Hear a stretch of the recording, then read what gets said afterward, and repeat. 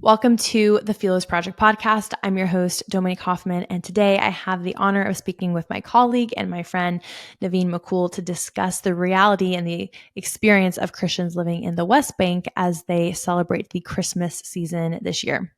Neveen will walk us through what Christmas looked like in the West Bank, specifically Bethlehem, the birthplace of Jesus and the Nativity story, which is under Palestinian control in the West Bank, what Christmas looked like before October 7th and how it's changed since the start of the war in 2023. So this is the second Christmas.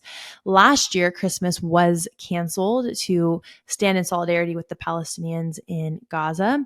I do want to note that no Muslim holidays were canceled to stand in solidarity with the Palestinians of Gaza. And so this also stands to serve as an example of persecution for first the Jews and then the Christians, as the slogan or the tagline goes. It's first the Saturday people, the Jews, then the Sunday people, the Christians.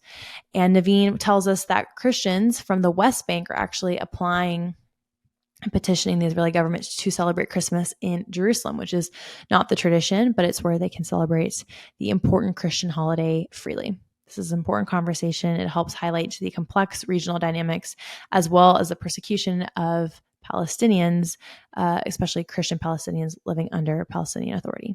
Neveen, welcome to the Philos Project podcast. I'm so happy to have you. Thank you. Thank you, Dominique. Can you give our audience some context of, first off, you're a fellow with the Philos Project and you have been for a really long time. So you're my colleague and my friend who I get to see in Israel when I go. But you also do a lot of important work with the pre-military and the IDF. So if you can give the audience some context. So my name is Neveen. I am Israeli Christian Aramaic citizen belonging to the Maronite Church of Antioch. Live in the north in a village called Jish, near the border with Lebanon. So we suffer a lot during the war. And I am Philos Advocacy Fellow, and I am the Director of Strategic Partnership at the Israeli Christian Aramaic NGO, lead the pre-military program, and I am in reserve from October 7 in few jobs here in the Homefront Command. And that's it. That's it. You do so much. No, I've always been so amazed at how much time to do more. You amaze me. And for those who haven't been on a trip to Israel with Philos, we were just there, Neveen, in November, and you opened your home to us, which was lovely. As always, Neveen's an incredible cook, and she'll treat a whole group of 50 plus people like they're her family. And so you always have the best hospitality. But when we were there, I just want to emphasize for the audience, we could hear artillery shells being fired from directly nearby and the interceptions from the Iron Dome overhead. And so you've really lived in this war front, even though all of Israel has, but you specifically, just because geographically you're right on the border with Lebanon, you're in the midst of it. And you can also see Syria. Can you see Syria from where you're at as well? Yeah, the Hermon Mountain. Mm-hmm. Yeah. And so you're right there in the midst of all of this conflict, and also just the midst of all the history that's happened in the midst of the Golan and those mountains for the last many decades. So we'll have many more episodes where we can also talk about what it's been like living in the war front over the last year and a half. But today we're going to talk about the West Bank, and we're approaching Christmas. So what the dynamics are in the West Bank for Christians. So maybe we can just start with that. So since the start of the war, what has the situation for Christians been in the West Bank? Because I think we hear a lot about Lebanon and Gaza, and we hear some of what's coming out of the West Bank or what life's been like in the West Bank, but not that much. So since the start of the war, the security situation in the West Bank has been tense and volatile. There has been a significant increase in violence clashes between Israeli forces and Palestinians militants. Various groups in the West Bank, including Hamas and the Islamic Jihad, have stepped up their activities, leading the frequent attacks against Israeli civilians and military targets. The number of the terror attacks, including the shootings, stabbings, and attempted car rammings, has escalated contributing to a heightened state of alert in the region. In response, Israel has conducted numerous raids and operations aimed at dismantling terror cells and preventing further attacks. But the situation remains unstable. The violence has affected both Israeli and Palestinian civilians, with casualties on both sides. And what is life like now for Christians in Bethlehem? So when we're thinking of Christmas coming soon, what does that look like? Are they able to celebrate Christmas? Are they being persecuted in the midst of the Christian holiday season? What have you heard from your Christian friends in the West Bank? So I will talk about how was the Christmas before the war. It's very important as a Christian to understand how we celebrate before the war. So Christmas in the West Bank, particularly in Bethlehem, is a deeply significant event for Christians as it marks the birthplace of Jesus Christ. Bethlehem becomes a focal point for Christians worldwide. Drawing thousands of pilgrims and tourists each year to celebrate the holiday in the city where the nativity is believed to have occurred. The importance of Bethlehem transcends local and regional boundaries as it holds a central place, a Christian tradition. For many Christians, including those living in Israel, visiting Bethlehem during Christmas a meaningful experience, reflecting both religions' division and a connection to their faith roots. The city's churches, particularly the Church of the Nativity, are major sites of Christmas services, including the midnight mass attractions, visitors from around the world. And in Bethlehem and Beit Jala and Beit Sahur, and this is three cities very close to each other, festive decorations and celebrations fill the streets. If you go, all the streets are like with lights. These cities are typically adorned with Christmas trees, lights, and nativity scenes, creating a joyful atmosphere. Families and communities gather for meals, attend church services, and participate in local events. Despite the ongoing challenges in the region, the Christmas spirit remains strong, with many residents and visitors embracing the holiday traditional that have persisted for centuries, showcasing the resilience and faith of the local Christian population. That's so beautiful. And I've been there during, and also Orthodox Christmas falls on a slightly different day. Great both. Like usually I enjoy the holiday like in our city because I celebrate the Catholic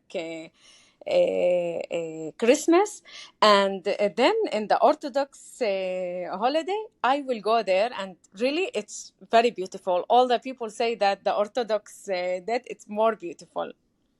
It was. So I was there in 2020, right before the pandemic started. And I was at the Church of the Nativity, and it was just spontaneously. I didn't realize up until that point they had a different day to celebrate Christmas. It was their Christmas celebration, and it was so beautiful. It really was so lovely. And so, what has that looked like now since the start of the war? This will be the second Christmas since October 7th, 2023. So, what do the Christian celebrations look like? I know I'll just put this article on the screen for our viewers. Last Christmas, news broke basically that they canceled Christmas. And so a lot of Arab Christians, Palestinian Christians in the West Bank canceled their Christmas celebrations in solidarity with the Palestinians in Gaza. I'm also sure there was probably pressure from the PA, and it was politicized. So maybe even those who wish to celebrate they did not carry on the traditional celebrations that they normally would. So what changed after October 7th? You gave us a beautiful picture of what Christmas was like before. So what changed, and how will it be this year? No Christmas more in Bethlehem. But okay, I will explain for you. I didn't visit Bethlehem since October 7 because I am not allowed to go there because I am in reserve. So in recent years, especially in the last 2 years after October 7, there have been significant restrictions imposed by Islamic groups, particularly in areas like Bethlehem, because it's the place of the holiday, that have limited the ability of Christians to celebrate Christmas freely.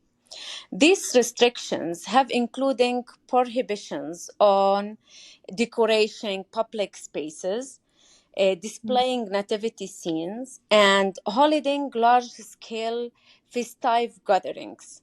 Such limitations have often been enforced by local authorities or Islamic factions who view the Christian celebration as conflicting with their religious ideology.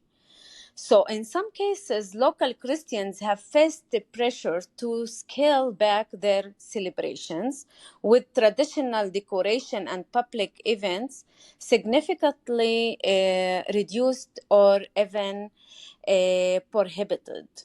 This year, with the ongoing conflict and the volatile security situation, these restrictions have been further exacerbated, and the war and the rise of radical elements have made it more difficult for Christians to practice their faith openly, particularly in areas under Palestinians' authority control.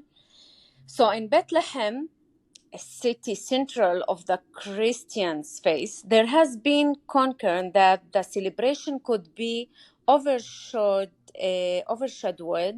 by political tensions and religious extremism. Despite these challenges, many Christians still find ways to observe the holiday, thought often in more private or a subdued way. Additionally, there has been a shift in how the symbols, and really very sad to see that in the social media, of the symbols of the Christmas are viewed in the region.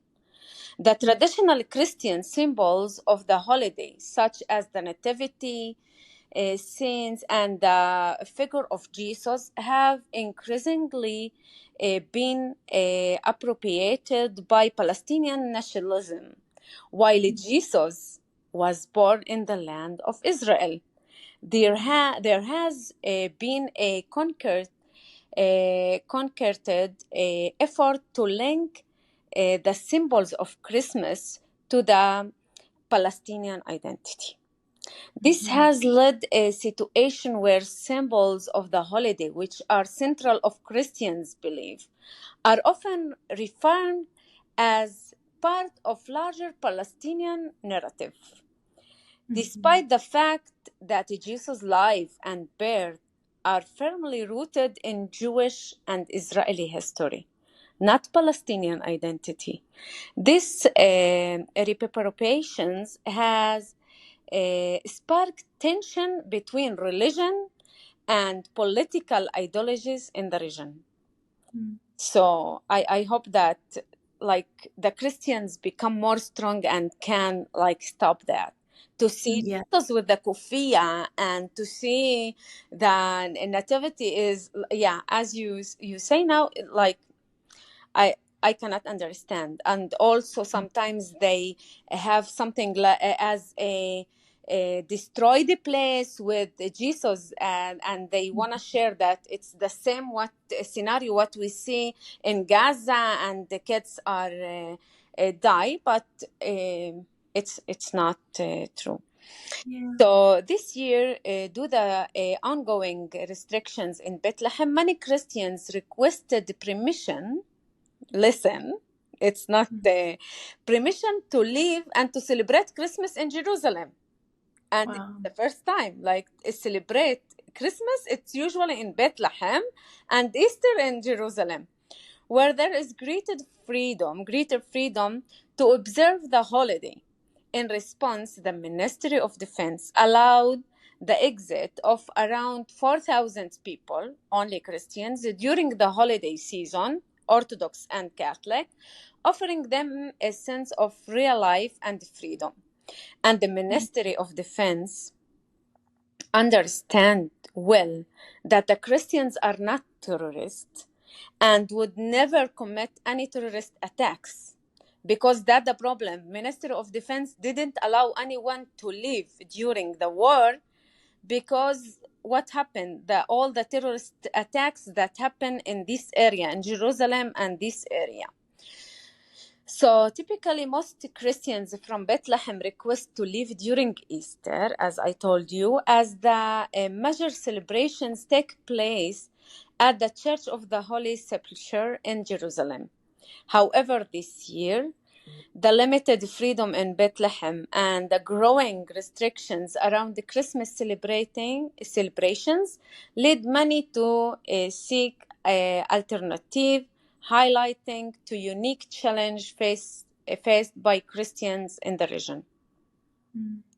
Wow.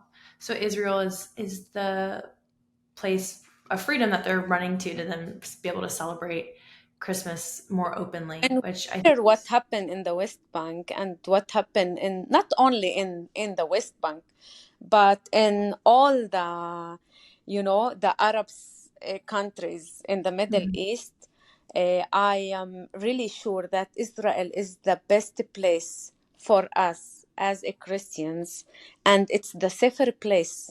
And yes, we enjoy. Sometimes it's happened that we hear something happen, but we hear that it's happened more with Arabs, Islamic, more than with Jewish. And if it's happened with Jewish, they will come and ask